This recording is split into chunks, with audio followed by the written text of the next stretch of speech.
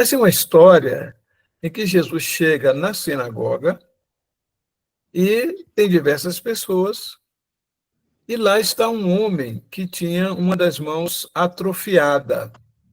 E aquele homem estava bem escondidinho, assim, no meio dos outros, não querendo ser visto. E o chefe da sinagoga e algumas pessoas ali estavam censurando Jesus para ver se Jesus iria curar aquele homem, porque era um dia de sábado, e para eles isso seria trabalho. E aí Jesus faz uma coisa que, para mim, muito me impressiona. Ele fala assim para o homem: ei, você aí, vem aqui para o meio. Olha só, o homem tinha um defeito físico, era portador de um defeito físico. E ele tinha uma das mãos encolhidas, mirradas, secas. Na verdade, a mão dele era seca. E aí, quando ele vem para o meio, todo mundo olhando para ele, Jesus fala: estenda a sua mão. Olha que situação. E aí, aquele homem teve a mão dele curada. Então, nós vamos ver quais são as lições que nós podemos tirar desse texto, né, desse episódio. O desejo de Deus para a vida cristã é que ninguém fique para trás. Ninguém fique escondido, ninguém fique de fora. Aliás, o escritor da Carta aos Hebreus, no capítulo 4, fala sobre isso. Ele falou: a minha preocupação é que alguns de vocês fiquem para trás. Então, Deus não quer ninguém fora do seu reino. E por isso ele convida cada um de nós. Esse texto de Marcos 3:3, Jesus convida o homem que tinha a mão atrofiada que viesse para o meio e estendesse a mão. Então, dentre as lições que podemos tirar deste registro bíblico, pontuamos os seguintes. Se os irmãos estiverem com o estudo que eu mandei para vocês, vocês vão ver que esse é o estudo que nós estamos fazendo. Eu transformo em PowerPoint, faço algumas modificações, algumas adequações, mas a essência, o conteúdo é o mesmo. Tá? Então, a primeira lição que nós tiramos daí, e aí eu faço uma pergunta: qual era o problema do homem a quem Jesus dirigiu a palavra na sinagoga? Então, está aí já a resposta. Qual era o problema dele? Tinha uma das mãos atrofiada, né? Como é que vocês imaginam que era a mão desse homem? Sem mobilidade, sem nada, né? Não tinha... Sem movimento. Talvez esmagada, Sim. e por isso era ela. Porque diz que era ressequida, não é? Outras versões aí da Bíblia falam ressequida. Né, mãe? Não, ela não tinha mais a função de mão. Como é? A mão sem conteúdo, né? A mão encolhida. Não tinha mobilidade. Não tinha. Ok? Ressequida, sem conteúdo. Possivelmente, o atrofiamento da mão daquele homem tinha sido por esmagamento. Mas o impressionante é que, apesar disso, ele foi para a igreja, que a sinagoga era a igreja do povo naquele tempo, não é? Era o seguinte: o templo estava em Jerusalém, mas as pessoas que moravam distante de Jerusalém, elas construíam sinagogas nas suas cidades e faziam daquele local uma escola. A sinagoga, ela funcionava também como uma escola. E ali era também um local de culto. E então, Jesus foi à sinagoga naquele dia, e aquele homem, apesar do seu problema, do seu atrofiamento de mão, ele também foi. Apesar da sua deficiência física, ele buscava Deus. Quer dizer, a gente nunca deve colocar desculpas, justificativas para a gente não buscar a Deus. E aí eu digo que Jesus viu o sofrimento daquele homem, que era um sofrimento físico e era também moral. E Jesus o curou. Então, Jesus vê o que se passa na alma de cada um de nós. Então, talvez as pessoas em redor estejam olhando para o seu problema exterior, estejam vendo você por fora e censurando você por fora. mas Jesus olha para o seu sofrimento. Jesus olha para o seu íntimo. Olha quanta lição nós tiramos da experiência com este homem, que Jesus olha para o nosso interior. Jesus não nos olha como as pessoas ao nosso redor nos olham. Que coisa maravilhosa é essa? É interessante também que eu achei Tem uma pergunta, tio. nesse versículo, é que Sim, o homem foi a Jesus, né? Ele nem se incomodou com o defeito que ele tinha. Ele Sim. foi a Jesus daquela forma. Aí já tem um ponto positivo para ele, como ele se estivesse ali já procurando algo para a vida dele, né? Através de Jesus. É verdade. Então, Jesus quer vir ao nosso auxílio hoje mesmo. Confie nele. Quem é que tem uma pergunta? É a Binha? Eu tenho uma pergunta, assim, uma pergunta, porque lá em Atos 3, fala que na igreja, na porta da igreja chamada Formosa, tinha um homem, ele não podia entrar, certo? E Cristo já antes, ele viu aquele homem, eu tenho para mim que aquele homem estava se escondendo lá atrás, porque ele tinha deficiência, e por isso ele não podia ser descoberto no meio. E Cristo tirou ele de lá e colocou no centro para dizer que a partir dele, todos seriam bem-vindos e curados. Oh, legal, boa interpretação, tá? Então, não há exclusão no reino de Deus, não há acepção de pessoas. Muito legal isso aí, todos são bem-vindos. Agora, ao invés de ver o sofrimento e humilhação daquele homem, o que as pessoas na sinagoga, com o que as pessoas na sinagoga se preocupavam? Com a lei? Que era a lei, né? curar, Não, dia sabático. Um sábado. que ia curar no Exatamente. sábado, fazer qualquer coisa no sábado. Olha aí, estava ali um homem que tinha uma das mãos atrofiada, e eles, para acusarem Jesus, o interrogaram dizendo: é lícito curar nos sábados? Iria dizer a Jesus que aquele não era o momento. Aquele não era o momento, e também ele não estavam preocupados com o sofrimento daquele homem. Eles estavam preocupados com uma religiosidade. E interessante Isso que é uma eles se preocuparam com a lei e Jesus respondeu dentro da lei a interrogação deles. Sim. Qual foi a resposta de Jesus dentro da lei? Gostei, vamos ver. Que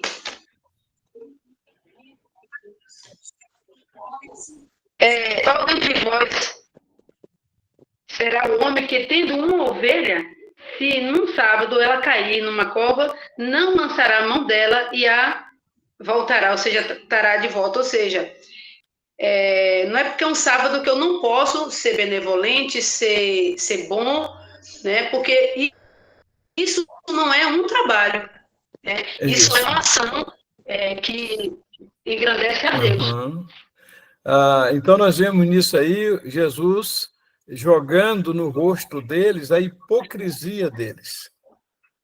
Falou: olha, vocês, quando o animal de vocês cai num buraco, vocês vão lá salvá-lo. Vocês levam também o animal de vocês para comer. Por que eu não posso socorrer esse homem? Então, Jesus os confronta justamente falando assim. Agora, a gente concorda em que a atitude daquelas pessoas era desumana e mesquinha. Mas eu faço essa pergunta, que precisa ser levada em conta. E nós? Será que, de algum modo, também não estaríamos nos apegando a questões meramente religiosas, tradicionais, e ignorando aqueles que sofrem ao nosso redor? Verdade, eu acho que às vezes fazemos isso sem perceber. Mesmo tendo instrução, às vezes a gente faz essa acepção sem perceber. Isso. Na parábola do samaritano, por exemplo, a Bíblia diz que o sacerdote e o levita estavam vindo da igreja. Olha só. Aí, Desciam do templo, tanto o sacerdote quanto o levita. E eles não se importaram com o homem caído à beira da estrada. Então, às vezes, a gente se preocupa tanto com a nossa presença nos cultos. A gente faz tantas reuniões, tantos eventos, consome tanto o tempo da gente. E a gente deixa de fazer discípulos, deixa de fazer o discipulado, deixa de dedicar atenção a alguém, porque a gente está muito ocupado. Verdade. A religiosidade da gente. Então, a gente, às vezes, censura aquelas pessoas porque criticavam Jesus, mas a gente está tendo uma vida religiosa sem preocupação com o próximo. As 4 paredes. A gente está vivendo só para si. Eu vejo isso. Agora, eu vou sufocando. Eu vou colocar vocês na parede agora. Sim, fala. É Mara que está falando? Está dando uma interferênciazinha aqui. Mas pode falar, Mara. Então, a religiosidade, né? O fazer o dever de casa, essa questão de cultos, como o senhor falou aí, reuniões e congressos, e termina que a igreja ela fica fechada em si mesma. Exatamente. A igreja fica sufocada pelas 4 paredes. Isso. Né? E impede que a gente veja o nosso próximo, que às vezes está tão próximo, e a gente não vê, a gente não enxerga a dor, a gente não age como igreja fora das 4 paredes. Isso está assustadoramente visível nos tempos de hoje. Vocês já viram quantas atividades a gente tem na igreja? Quantas reuniões? Quantos eventos? Exatamente. Se eu ver que então, a gente está deixando o necessitado de lado. Até as campanhas de missões, Sim. Né, que houve épocas em que eram mais presentes, né, na igreja, eram mais aceitas. Até eu falo assim porque é uma oportunidade que a gente tem de estar contribuindo com o campo missionário, né? Isso. Onde, de fato, há necessidade física, financeira, né? Emocional e tudo se falando. E hoje, muitas das nossas igrejas já nem têm mais esse olhar, essa visão. Um abraçar campanhas de missões, campo missionário mesmo. Isso. Então, aí, meus irmãos, eu quero colocar vocês meio que na parede agora.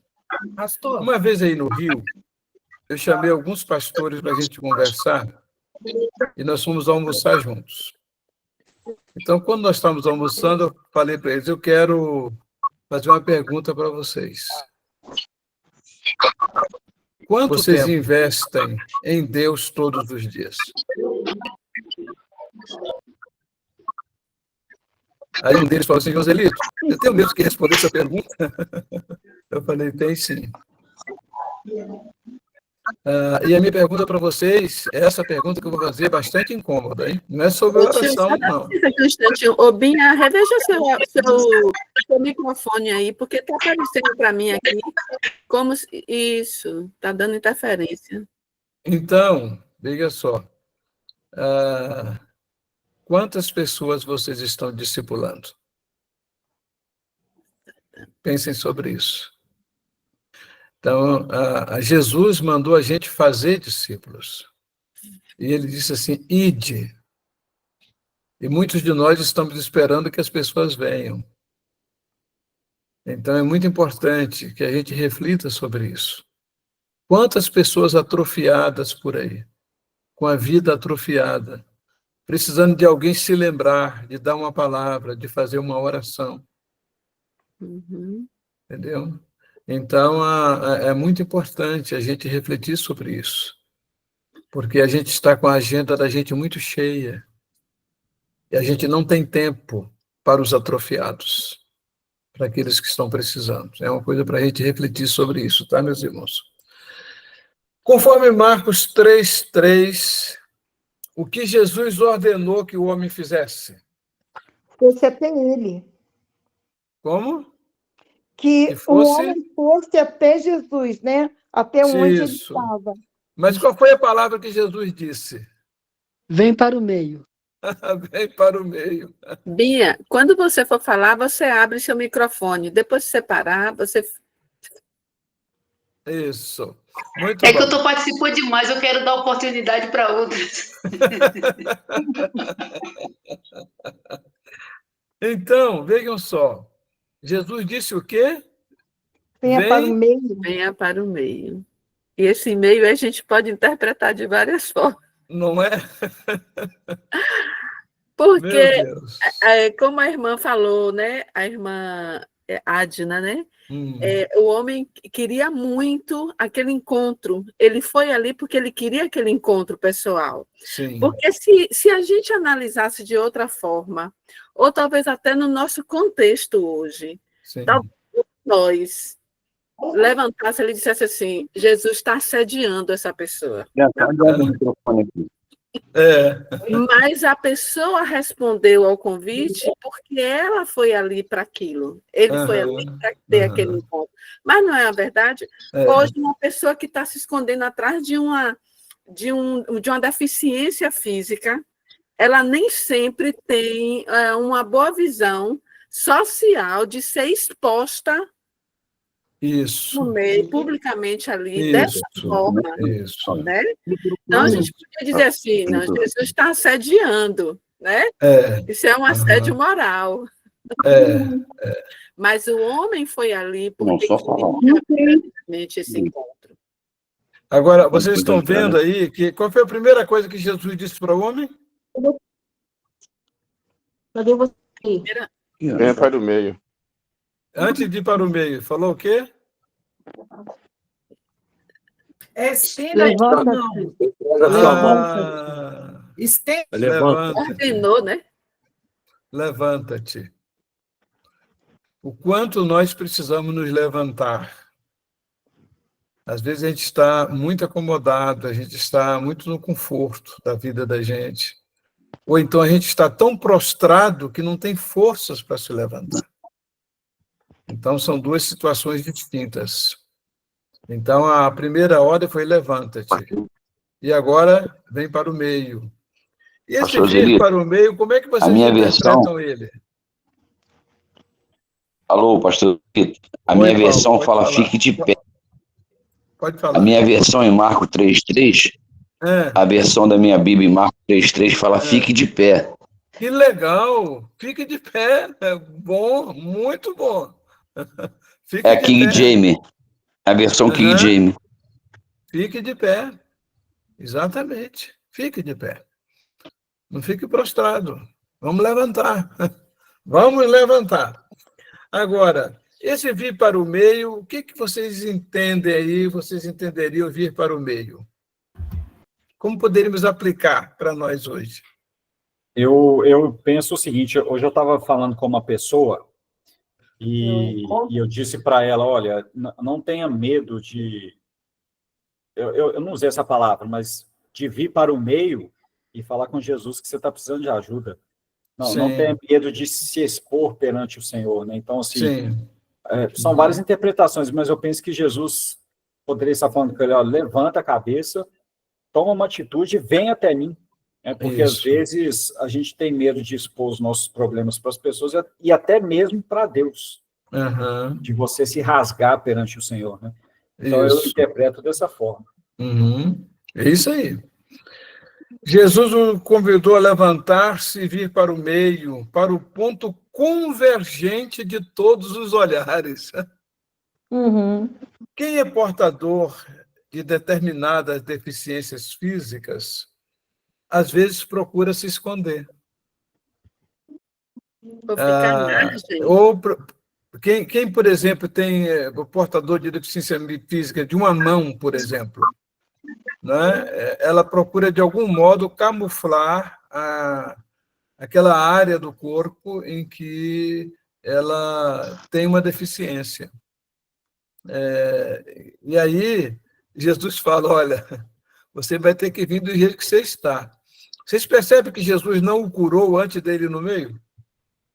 Mas Cristo é o centro, né? Isso, venha para o centro. Beleza.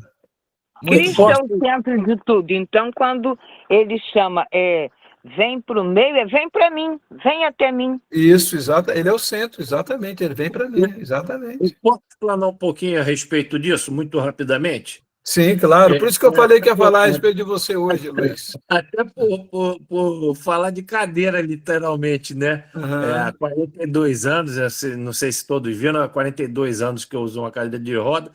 E, assim, é muito interessante, porque sociologicamente, hoje, as pessoas com deficiência, elas têm a necessidade de se expor. Porque quem não se expõe, não se impõe. Hoje, podem reparar que hoje o universo de pessoas com deficiência está muito exposto hoje.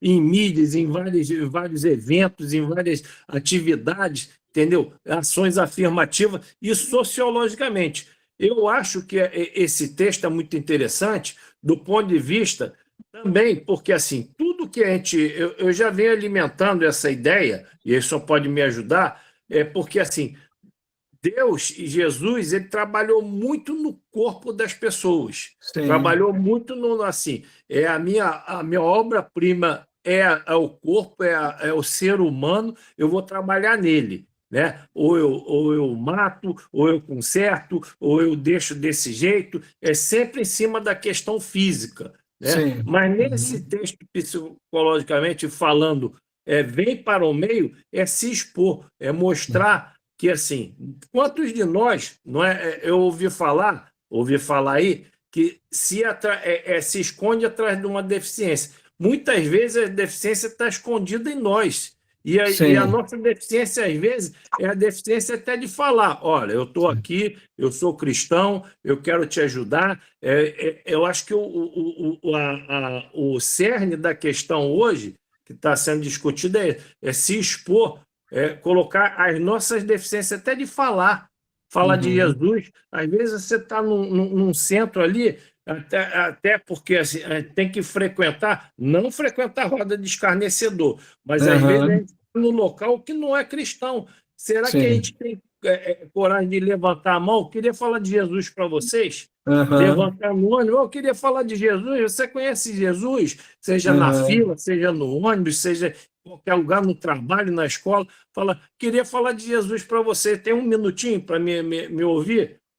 Você ouve falar de Jesus? Aquele Jesus? Não é esse não é aquele que morreu, não. É Jesus vivo. Né? Jesus vivo, eu quero falar dele para você, entendeu? Muitas vezes a gente tem essa deficiência de não se expor, entendeu? Seja por deficiência ou seja por qualquer outra vergonha. Eu estou com vergonha de me mostrar. Não é me mostrar, me mostrar só enquanto deficiente, não, me mostrar quanto cristão. Né? Falar de Jesus, é isso aí. Amém, obrigado. Olha, gente, o homem precisava definir se continuaria entre a multidão omissa e sem compromisso, ou se viria para o lado de Jesus e daqueles que tinham uma missão no reino de Deus. Você que é deficiente em alguma área da sua vida, Jesus o convida a vir para o meio, ele quer abençoá-lo, quer que você assuma em público. Porque quando ele vai para o meio, todos os olhares se voltam para ele. E para a mão ressequida dele. Não, fala que eu não combinei isso com o senhor, não. Olha que coisa maravilhosa. Você também precisa sair da neutralidade, de cima do muro, como se diz popularmente. Deixar de cochear entre dois pensamentos. Lembram-se desse texto lá de 1 Reis, capítulo 18, 21, em que Elias fala para o povo: então Elias chegou a todo o povo e disse: até quando cocheareis entre dois pensamentos? Se o Senhor é Deus, seguiu, e se Baal, seguiu. Não pode ficar no meio. No meio. Sim. Verdade. Ok. Agora, após vir para o meio, O que mais Jesus mandou o homem fazer? Estender a mão. Agora, vocês já imaginaram? Como é que ele deve ter chegado com a mão dele lá na frente? E essa mão, essa enfermidade aí, ele podia nem ter condição de mover. Sim. Uhum. É legal isso aí. Eu acho que foi uma questão de fé aí também, né? Uhum. Levanta, estende a mão. Ele aceitou o convite, né? Ele pensar, e foi lá no meio. A mão sã ou a mão... Pois é, né? Ele mandou levantar a mão doente. Tá? Levanta a mão doente. Possivelmente, aquela mão ressequida, de algum modo, ele estava tentando esconder, não é? Camuflar ali. E Jesus falou, olha, eu quero que todo mundo veja. Ou talvez mesmo ele não tivesse condição de levantar uma talvez não tivesse, né? Porque era ressequida. Que foi uma questão de fé. Mas eu minha fé agora, ok. Capaz, né? Nós fazemos muito isso na nossa vida cristã, de ficar camuflando os nossos problemas, os nossos defeitos. Muitas vezes Cristo está ali dizendo, vem, levanta aí, porque eu estou aqui pronto para te tratar, para te consertar, né? Até porque do jeito que você está, não chega ao Pai. Então você precisa de um tratamento, vem. E a gente fica ali tentando esconder. Deixa eu esconder minha mãozinha defeituosa aqui e eu mostro só a outra. A outra boa está aqui, senhor. Está aqui. Legal. Eu creio que pelo motivo dele conhecer a lei, ele estava se escondendo porque talvez ele não se achasse digno de estar ali. Bem lembrado isso, Binha. Bem lembrado. Então, ele estava tentando se esconder lá atrás. Na lei, nenhuma pessoa que tivesse algum atrofiamento físico podia se chegar ao santuário para cultuar. Tá? Só os perfeitos, né? A perfeição do homem era vista de uma outra maneira. Para Jesus, não. Exatamente. O modo como Jesus olha para cada um de nós. Olha, Jesus mandou o homem levantar a mão. Aquele que era o segundo desafio que Jesus fazia ao homem deficiente. Primeiro, vir para o meio, deixar de ficar no anonimato. E, em saindo do anonimato, precisava estender a mão. Um desafio muito grande. Vocês se lembram, né, daquilo que eu já falei, porque que Moisés colocava o véu no rosto. Durante muito tempo, nós aprendemos que ele colocava o véu no rosto porque o rosto dele estava brilhando tanto que o povo não podia olhar. E hoje nós já sabemos que não era isso, né? Que Moisés, o brilho do rosto dele estava acabando e ele queria esconder. Ele estava colocando o véu para o pessoal não perceber que o brilho estava acabando. Então, o ser humano sempre quer esconder aquilo que não o promove, né? Aquilo que não coloca no palco. Então, Jesus chama o homem portador da deficiência para vir para o palco, vir para o meio. Tá? Ele tinha de levantar a mão, que possivelmente tentava esconder, como fazem aqueles que têm alguma deficiência. Inclusive, pastor, Moisés, me parece que ele tinha uma deficiência também, né? Olha, eu não sei se a língua dura, a boca dura. Olha, essa interpretação aí, quando Moisés diz, eu não sei falar, eu falo direito, o original lá diz, eu sou gago, mas, na verdade, é o meu entendimento, é que Moisés ele tinha passado, temos que nos lembrar, 40 anos no deserto, tá? Então, como que ele ia agora falar diante do rei, diante de Faraó? Depois de 40 anos sem falar o idioma egípcio, se dirigir a Faraó. Eu não sei falar, eu sou um homem pesado de língua. Então, pode ser que ele tivesse algum problema, algum atrofiamento na fala, mas eu prefiro acreditar que fosse mais até uma certa pretensa humildade de dizer que não sabia falar, né? Mas os discursos que Moisés fez, vocês acham que ele não sabia falar? Não leva devagar, né? Não leva devagar em várias possibilidades, né? Exatamente. A gente vê nos relatos da história a figura de Arão, né? Sempre com José ali, quando ia perante Faraó. Era por causa disso, porque José não tinha mais os trejeitos, aí jogava para Arão, mas não, né? Acho que não, Eu né? não entendi a pergunta. No caso, assim, o senhor falou assim, Moisés, né, José? Moisés não tinha o trejeito, né? Não tinha como falar. É aí que entra a figura de Arão, o irmão dele? Sim. Quando ele fala, e Deus fala, olha, Arão, teu irmão, ele fala bem, ele vai te representar. Tá? Sim. Até a bênção, né? A bênção araônica é falada por Arão, né? Mas é porque Arão ficou sendo o sumo sacerdote. O sumo sacerdote. O sumo sacerdote. Então, a bênção era dada pelo sumo sacerdote. Bênção araônica. Olha, naquela parte que fala que a filha do faraó entregou ele para que a mãe dele mesmo amamentasse e que quando desmamasse, devolveria o filho. Isso é coisa minha. Eu quero acreditar que é o seguinte, quando a gente passa por alguma coisa na infância, vendo aquilo, de uma certa forma, eu quero que a gente fica com algum atrofiamento, né? Uma dislexia, alguma coisa. Eu tive isso. Né? Eu tive isso, eu lia aqui, mas eu não conseguia botar para fora. Gostei dessa aí, viu? Dessa observação. São detalhes na vida de Moisés. Ele passa um período, talvez até os 5 anos com a mãe, no máximo, né? E aí ele aprende a língua dos hebreus. Tá? Mas aí ele é tirado dos hebreus e agora vai para o palácio de Faraó. Lá ele vai falar a língua egípcia. Tá? E ele fica lá por pelo menos mais 35 anos lá no palácio de Faraó. Então, aí depois ele é retirado do palácio e vai para o deserto, fica mais 40 no deserto.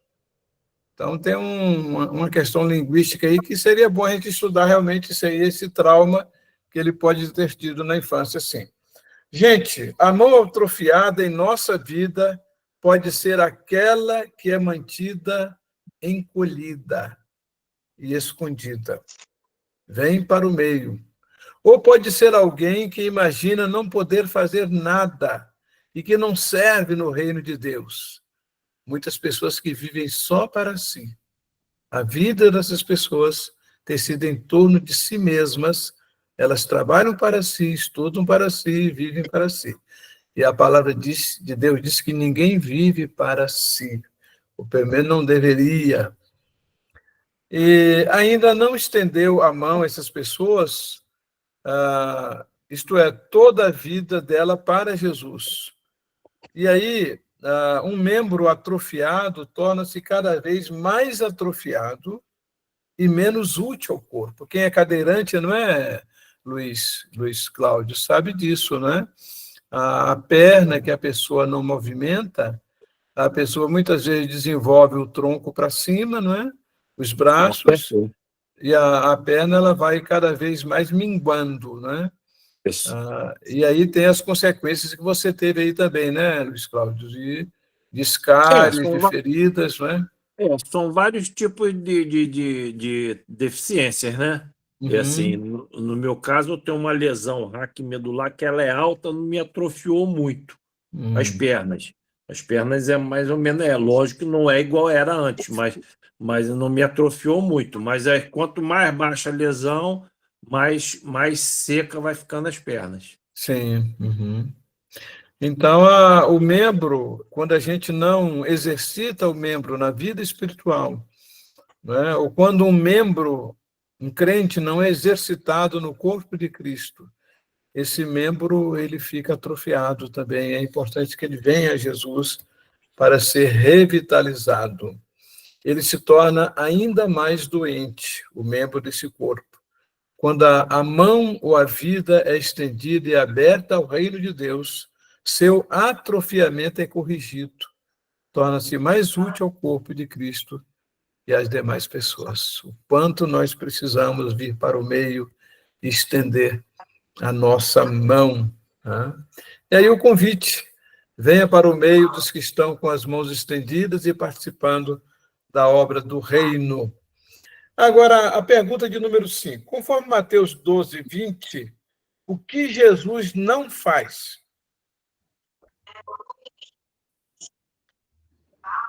Não esmaga a cana torcida.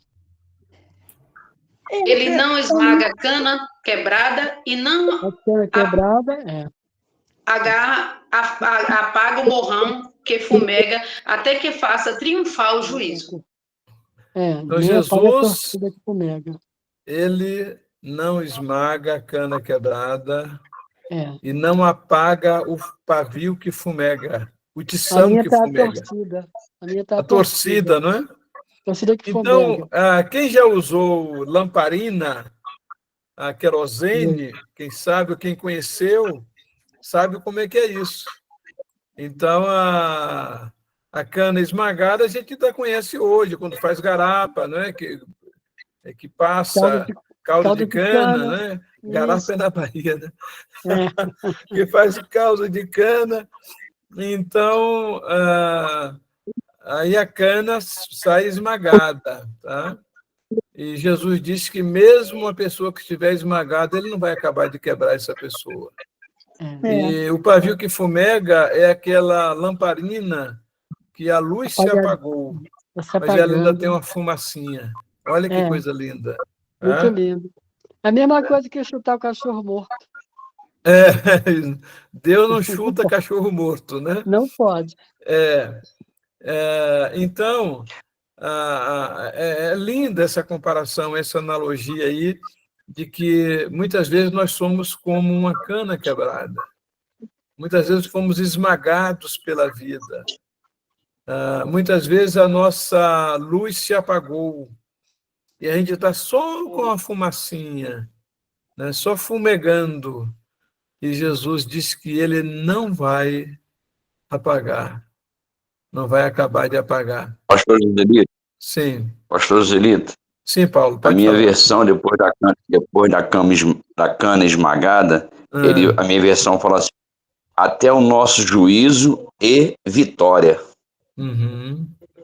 Então, até que venha o nosso julgamento, o nosso juízo e a nossa vitória. Até que Deus nos faça justiça. Vida eterna. E nos dê a vitória. Vida eterna.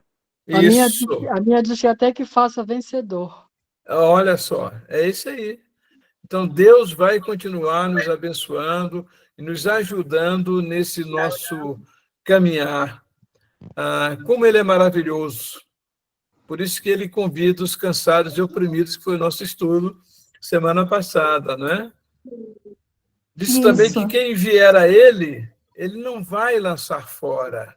Tá? Eu gosto muito desse texto de João 6,37. Ele deseja restaurar o que está atrofiado na vida de cada um de nós. Jesus nunca piora a nossa vida. E a vinda de Jesus, pelo que estava lendo também, ela veio para aqueles que não são considerados nada, né? Os que estão à margem, ou os que estão sofrendo, os que são... como que a gente diz? Judiado pela vida, né? Ele vem para os fracos e oprimidos. Isso. Então, Deus olha de lá do céu, olha cada dia para nós e vê como está a nossa vida esmagada, oprimida, fraca, né? E Jesus disse que veio para isso, veio para nos socorrer.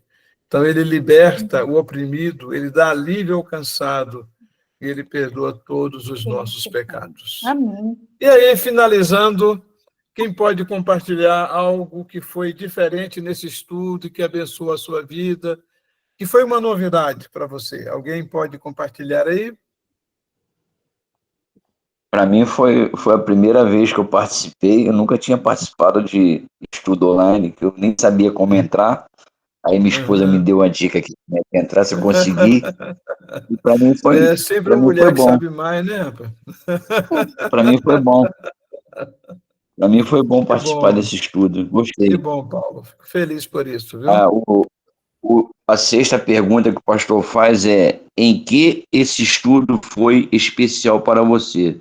A minha resposta foi: muito bom. Amém. Amém. Mais alguém quer compartilhar algo que foi diferente? Então, alguns meses, algumas situações desagradáveis aconteceram no ministério que eu estava exercendo na igreja, e mexeu muito no meu emocional, e eu precisei me afastar por questão de saúde. E fiz terapia e tal, só que eu sempre gostei de servir, né? E estava me incomodando não servir, mas eu sabia também que voltar para o que eu estava eu não ia poder dar minha contribuição, porque estava afetando a minha saúde mental. Sim. E eu orei ao Senhor com lágrimas, porque eu estava sofrendo muito nessa situação, e Deus me mostrou uma direção, e hoje eu estou servindo numa congregação na zona rural. É mesmo, Mara? Domingo, quando a gente tem uma escala, então eu estou indo contribuir numa escola bíblica, né, ministrando estudos para ali na zona rural, e eu me achei, me encontrei, como é bom, eu me sinto muito útil ali, servindo, né? É muito, muito proveitoso, porque são pessoas simples, né? Da zona rural, em que a gente tem que buscar uma linguagem diferenciada para poder eles entenderem. São pessoas novas na fé. E isso foi, para mim, assim, de uma grande valia, porque eu estava me sentindo atrofiada. Sim. E, de repente, Deus me mostrou essa direção, e eu que sempre gostei de missões, então ali é um campo missionário para mim. Né? Onde é, Mara? Onde é? É ali entrando no quilômetro 18, mais uns 2 quilômetros, mais ou menos. Um irmão que eu considero assim, um pai na fé, fez uma congregaçãozinha, né? E estava assim, reboco já há algum tempo, né? Funcionando assim precariamente. Mas Deus tocou no meu coração e eu estou ajudando também dessa forma, né? Amém. Rebocamos, pintamos, já demos outra aparência. Oh, que coisa boa! E está sendo assim uma bênção na minha vida, e eu creio que na vida daquele povo ali, daquela região. E eu sei que vai demorar um pouquinho para que os frutos, né, apareçam e tal, mas a gente já vê a mão do Senhor agindo ali. E eu estou me sentindo muito feliz, muito feliz. Amém. E está sendo... Então, Pastor Joselito. Sim, só um momentinho, Paulo. Só um momentinho. Tá. Só um momentinho, Paulo. Eu queria dizer para os irmãos que um dos objetivos dessa célula online é servir também de acolhimento para todas as pessoas que estão precisando de uma palavra, precisando de compartilhar, precisando de ouvir. Então, eu conto com muitos de vocês, porque vocês devem conhecer pessoas que estão precisando, e chamando-as para participar. Porque às vezes, eu não tenho contato direto com essas pessoas, mas através de vocês, a gente pode estender esta mensagem, né, a tantos outros que estão precisando. Mas fala, Paulo. Eu quero falar uma coisa para o irmão. Depois desses anos todinho que o estudo de discipulado que eu fazia pela misericórdia do Senhor aqui em Acari, depois de mais ou menos 10, 12 anos, está aparecendo uns 5 ou 6 discípulos que eu trabalhei pela misericórdia do Senhor muitos anos atrás, que estão na nossa igreja. Veio falar comigo, eu nem conhecia mais. Aí eu fui lembrando da pessoa. Lança o teu pão sobre as águas, porque depois de muitos dias baixarás. Só para ver a importância do discipulado, né? Que é muito importante. Para mim, no meu coração, muito importante. Amém. Oi, gente, quando terminar aqui, Pastor, eu vou abrir a célula aí, para vocês poderem compartilhar, porque eu às vezes fecho, porque o objetivo da gente é mais do estudo mesmo, né? Então, mas eu vou abrir para vocês poderem compartilhar alguma coisa a mais e, de repente, fazer pedido de oração, tá bom? Mas, sim, é a Agnes que vai falar? Sim. Quem está falando? É interessante o testemunho, né, que essa jovem aí compartilhou para a gente. É minha sobrinha, mora lá em Canavieira, na zona sul do Bahia. Parabéns, Deus abençoe, tá? Amém. O trabalho. É interessante, porque Jesus chamou aquele homem que estava com a mão mirrada, né? Atrofiada. Às vezes às vezes, né, por mim mesma, às vezes eu me sinto atrofiada, né? Porque Sim.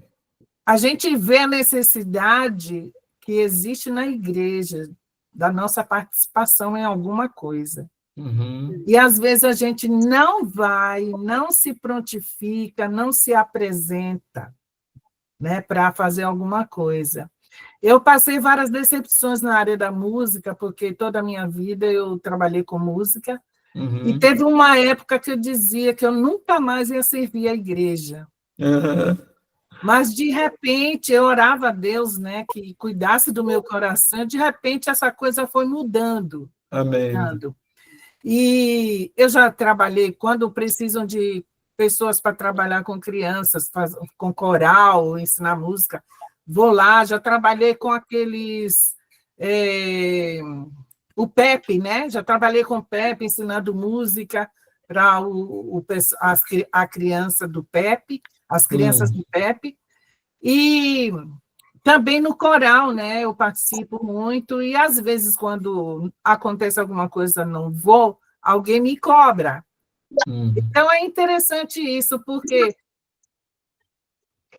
Deus conhece, Jesus conhecia aquele homem que estava com a mão mirrada, ele sabia do problema daquele homem, e Jesus sabe dos nossos problemas. Com certeza. E ele cuida disso. E quando a gente pede a Deus, quando a gente se apresenta a Ele, Ele cuida. E, de repente, você se acha numa situação assim e que fica até surpresa. Nossa, fui eu que fiz? Sou eu que estou fazendo? Né? Isso acontece muito comigo na igreja. Né? Então, o que eu quero deixar aqui de incentivo é que, mesmo que não receba um convite para fazer alguma coisa na igreja, olha o que a igreja precisa e se apresente para fazer alguma coisa. Amém. Isso é importante. Gente, vamos orar encerrando, que o nosso tempo realmente está findando. E semana que vem, se Deus quiser, daremos prosseguimento ao estudo 12. E aí são 13 lições, tá? Aí nós vamos encerrar Mateus e depois vamos entrar em Marcos, se Deus quiser, tá? Vamos estudar os 4 evangelhos. Amém. Vamos fazer uma oração de encerramento, então. Nosso Deus, te agradecemos por essa célula, por todos que participaram. Pedimos a tua visita, Senhor, a vida de cada um,